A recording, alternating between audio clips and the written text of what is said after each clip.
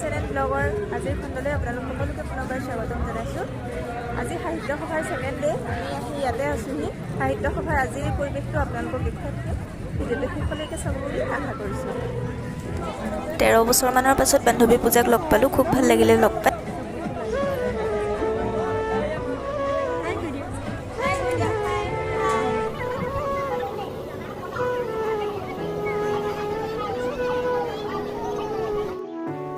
আজি দ্বিতীয় দিনাও সাহিত্য সভাৰ বাকৰিত লোকে লোকাৰণ্য হৈ আছে।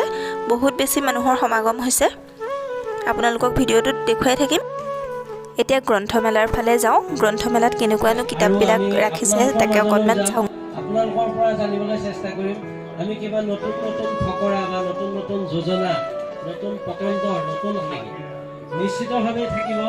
তেজত প্ৰবাহিত হৈ থাকে আমাৰ। যদিও সাহিত্য সভা, কিন্তু ইয়াৰ গ্ৰন্থৰ বিপণীসমূহ চাওকচোন প্ৰায় খালী হৈ আছে। মানুহৰ ইমান সমাগম হোৱা দেখা পোৱা নাই।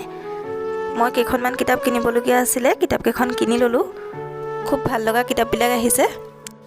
এতিয়া চাওঁগৈ বলক, গোৰ্খা সম্প্ৰদায়ৰ এখন প্ৰদৰ্শনী পাতিছে। তাতনো কি কি বস্তু ৰাখিছে সেয়া আমি চাওঁ।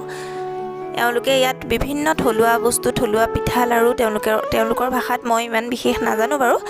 এয়া কি কি ৰাখিছে তেওঁলোকে নাম লিখি লিখি নাম্বাৰিং কৰি কৰি থৈছে। এই যে মৰম লগা ভণ্টিকেইজনীয়ে সকলোকে বুজাই আছে তেওঁলোকৰ বস্তুখিনিৰ বিষয়ে।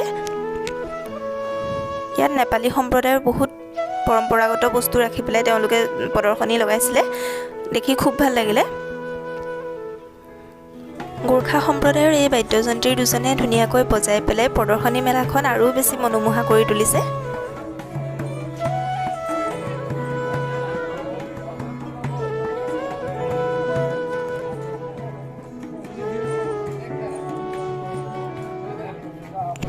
এতিয়া আহিছোঁ মঞ্চৰ ফালে। মঞ্চত কি কি অনুষ্ঠান পৰিৱেশন হৈ আছে আপোনালোকক অকণমান দেখুৱাবলৈ চেষ্টা কৰিম।